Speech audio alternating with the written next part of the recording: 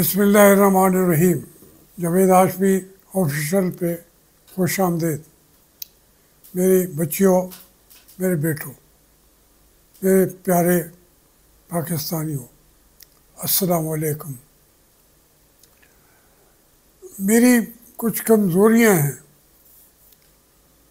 جو مجھے آگے بڑھنے ہی نہیں دیتی، اور جتنا بھی زور لگاؤں واپس اسی جگہ پہ آ جاتا ہوں جہاں سے ترقی کرنے کے لیے آگے بڑھاتا ہوں۔ میں در حقیقت اپنے ضمیر کا قیدی ہوں۔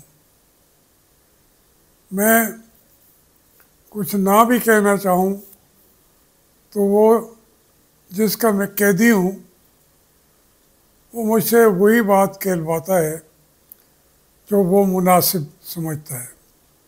اس لیے میری باتوں کا کبھی برا منایا جاتا ہے، کبھی اچھے نہیں لگتے، لیکن میں کیا کروں، میں تو ضمیر کا قیدی ہوں۔ 3-4 سبجیکٹس میری زندگی میں آئے ہیں۔ ایک تو یہ جو دنیا کے اندر فوجوں کی تاریخ ہے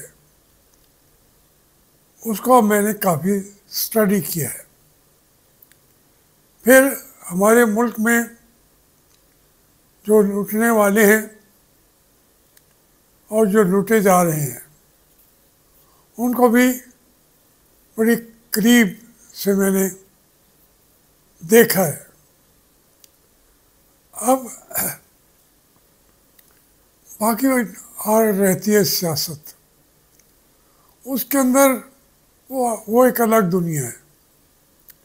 اس کے اندر کوئی کامیاب ہوتا ہے، کوئی خرید و فروخت کرتا ہے، کئی ضمیر بیچنے والے بھی ان کو مارکیٹ میں مل جاتے ہیں۔ میرے بچوں، ہماری جو فوجی حکمران ہیں انہوں نے اقتدار اور ملک پر کنٹرول اس کے علاوہ کچھ دیکھا بھی نہیں ہے، اور نہ وہ اپنے ماضی کو دیکھتے ہیں۔ ہماری جو فوج ہے ان سب کی جب کسی یونٹ کی، کسی کمپنی کی، کسی بریگیڈ کی، وہ ان کے جتنے بھی ہیں بلوچ ریجیمنٹس، ان کی ہسٹری آپ کو پڑھی ہوئی مل جاتی ہے۔ سب کے سب کہاں سے پیدا ہوئی ہیں، نام ابھی تک وہی ہیں۔ ہمارے جو آفیسرز ہیں وہی تاریخ پڑھتے ہیں۔ اور ہماری فوج تو کعبے پہ بھی چڑھائی کر رہی تھی۔ کعبے پہ توپیں جنہوں نے گولے چلائے تھے وہ یہی ہندوستانی مسلمان فوجی تھے۔ اسی طریقے سے دیکھیں، یہ جو مسئلہ بنا پڑا ہے، کل بھی ذکر کیا ہمارے جنرل احمد شریف چودھری صاحب نے۔ بھائی کبھی اس علاقے کی تاریخ پڑھی ہے؟ چلو وہ نہ پڑھو، قائد اعظم نے کہا ان کو کہ آپ کیا چاہتے ہیں؟ انہوں نے کہا ہمارا ایک ہی مطالبہ ہے کہ یہاں سے پاکستان کی جو نہیں ہے انگریزوں کی فوج ہے اس کو نکال دیا جائے۔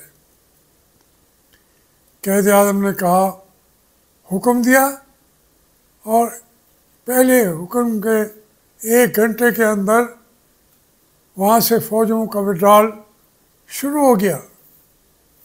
تو اگر آپ نے وڈرا کیا تو پاکستان مضبوط ہوا۔ وہاں کے لوگوں کو پھر آپ نے جہاں جہاں چاہا لڑایا، کشمیر کے اندر کوئی جنگ ہو جائے وہ بلائیں جی. وہ یہ طریقہ قائد اعظم کو تو سمجھ آتے تھے.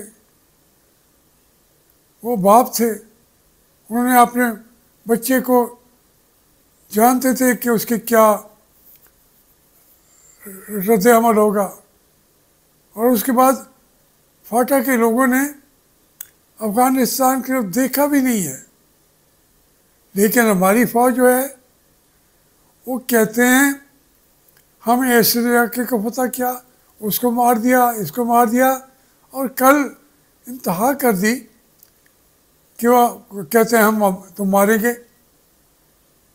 پھر اس میں تو کوئی یعنی جنگ کے اندر اور محبت کے اندر تو کوئی اصول ہوتا ہی نہیں ہے. اپنے لوگوں کو مار رہے ہو یار. میں اسی تاریخ کی وجہ سے بار بار کہتا رہتا ہوں کہ آپ اپنے آپ کو ملوث نہ کریں. آپ نہ ملوث ہوں نہ قوم کو ملوث کریں. اور جو آپ نے ہر چیز پہ کنٹرول کیا. اب جو باتیں میں کہتا تھا آج آپ کی پریس کانفرنس میں وہ رد عمل کیوں آ رہا ہے؟ وہ کہتے ہیں بھئی آپ کہتے ہیں جو بے نامی اکاؤنٹس, بے نامی گاڑیاں, اسلحہ, سمگلنگ کیسے ہو سکتی ہے؟ اور پھر کہتے ہو بھی رہی ہے. تو اس لاجے کو کون سمجھے گا میرے بھائی؟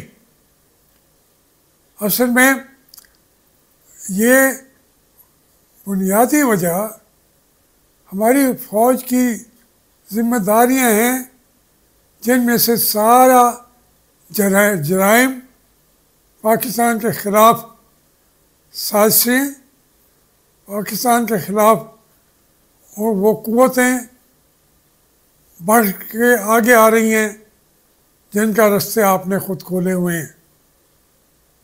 سمگلنگ ہوتی ہے تو کون کراتا ہے؟ اور بھئی جب ایک پولیٹیکل ایجنٹ 10 ارب روپیہ مہینے کا دیتا ہو اپنے کور کمانڈر کو, تو وہ پولیٹیکل ایجنٹ جو ہے خود بھی کچھ کماتا ہوگا. پھر وہ جو سمگلنگ کا کاروبار کرتے ہیں انہوں نے بھی تو کمانا ہوتا ہے نا. پیٹرول ہو, ہماری تمام سرحدیں جو ہیں, تمام ہوائی جہازوں کا سیکیورٹی کا کنٹرول کس کے پاس ہے؟ ہمارے ساحل سمندر کا کنٹرول کس کے پاس ہے؟ تو آپ جب اتنی وحشی چیزوں کو آپ نے اپنی قوم کے اوپر چھوڑ دیا ہے, وہ اس کے جسم کو نچوڑ رہے ہیں, خون پی رہے ہیں, تو یہ ان چیزوں سے نکل آئے. آپ کو لڑنے کے لیے کہا تھا قائد اعظم نے, آپ نے نہیں مانی.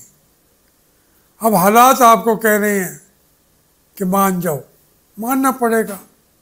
میں اس کے ساتھ یہ عرض کرنا چاہتا ہوں کہ اب یہ جو آئی پی پیز ہے روزانہ آپ دیکھ رہے ہیں نا, وہ کہتے ہیں 8,434 ارب روپیہ ہم 2 مہینوں کے اندر پے کر چکے ہیں.